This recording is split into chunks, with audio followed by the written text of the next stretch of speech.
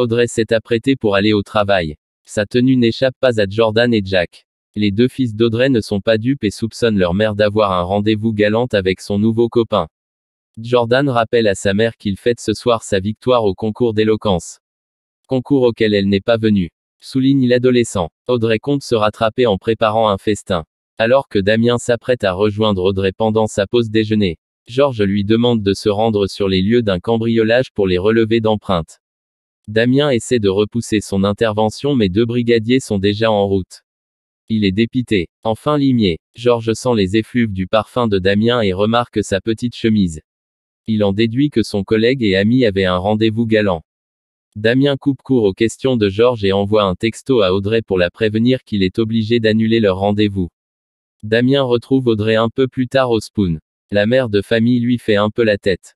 Damien lui offre alors la clé du parc Simone Veil au cas où il voudrait faire des balades nocturnes. Audrey se radoucit. Damien l'invite à dîner. Le soir venu, Audrey s'apprête quand Jordan et Jaya rentrent des courses. Ils ont acheté du champagne et de quoi grignoter pour l'apéritif. Le frigo est vide. Audrey n'a pas fait les courses. Elle avait manifestement oublié que Jordan organisait une soirée en son honneur. Elle tente de rattraper le coup et leur explique que ce serait plus sympa s'ils se commandaient des pizzas. Maxime Delcourt-Bertrand fait ses adieux à sa famille. Alex est de retour chez lui. Mais son amnésie dissociative fait de lui un homme différent avec des goûts différents. Il est temps pour Maxime de quitter sa famille. Marianne a du mal à réaliser le magnifique jeune homme qu'il est devenu. Chloé remet à son fils une lettre. Les adieux sont émouvants. Un peu plus tard, Maxime patiente assis sur un banc devant la gare de Sète lorsqu'une jeune femme blonde laisse échapper des oranges du filet qu'elle tient dans sa main. Maxime ramasse l'une des oranges et la tend à la jeune femme qui se révèle être Salomé. Il l'entend même lui dire merci. Mais tout ceci n'est qu'une illusion puisque la jeune femme qui se trouve en face de lui n'est pas Salomé. Après avoir jeté un dernier œil en direction du canal, Maxime rentre dans la gare de Sète. Victoire doute de Benjamin. Victoire a trouvé la veille au soir dans la salle de bain de Benjamin une preuve compromettante. La barrette qu'Emma portait quand elle a disparu. Mais si Soraya admet que c'est troublant, l'avocate souligne que ce type d'accessoire est commun. Elle pense que cette barrette appartient à l'une de ses ex. Victoire réfute cette idée. Benjamin n'a eu qu'une histoire sans lendemain avant qu'ils ne se rencontrent et ils se sont retrouvés chez elle.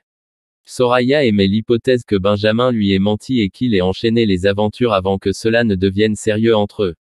Mais Victoire s'entête estimant que la coïncidence est trop énorme. La jeune femme émet l'hypothèse que Benjamin ait mis enceinte Emma. Soraya demande à son amie si elle pense vraiment que Benjamin est capable de mettre enceinte une gamine et lui faire du mal.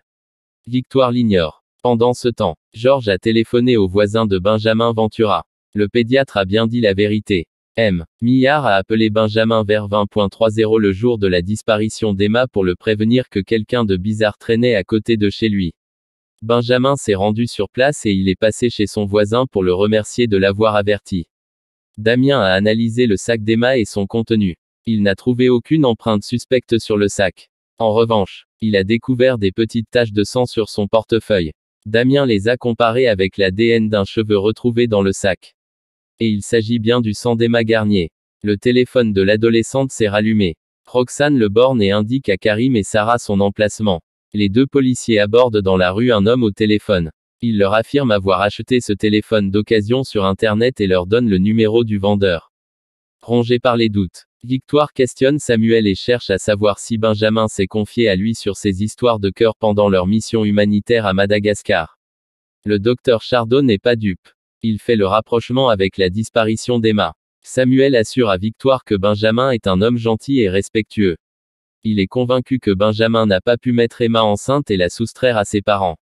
Au commissariat, Karim interroge Jérémy Ferrier, celui qui a vendu le téléphone d'Emma Garnier. Les parents d'Emma assistent à l'interrogatoire derrière une vitre sans teint. Ils n'ont jamais vu cet homme et leur fille ne leur a jamais parlé de Jérémy. Lionel souligne à Georges que ce type n'est pas le type de fréquentation de sa fille. Mais Fanny émet des réserves. Après tout, Emma leur cachait tellement de choses. Karim met la pression sur Jérémy et lui laisse entendre qu'il risque de faire de la prison à perpétuité. Après avoir nié dans un premier temps connaître Emma, Jérémy finit par lâcher qu'il ne l'a pas touchée. Jérémy a vu Emma retirer de l'argent à un distributeur. Il l'a suivi et quand ils se sont retrouvés seuls, il lui a demandé son argent, son téléphone et son sac. Il l'a menacé avec son cran d'arrêt pour lui faire peur. Jérémy assure ne l'avoir pas